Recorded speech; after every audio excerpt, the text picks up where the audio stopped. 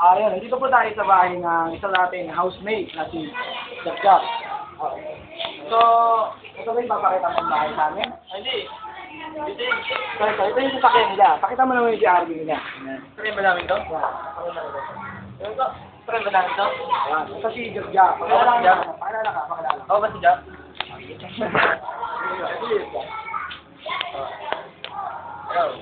Siya yung best actor sa ano. Naalala mo sana. Ano ba nalaman? Hindi, kilala ko na. Alala ka na kaya. Ayun, ito yung magaling ganun doon. So ito, kapit tayo dito sa bahay nila. So ito yung dalawa nilang helmet. Bago ni Joe. Ito muna tayo pumasok. Dalawan tayo. Ayan ang bahay nila. Ayan ang bahay nila. Ang pangit, no?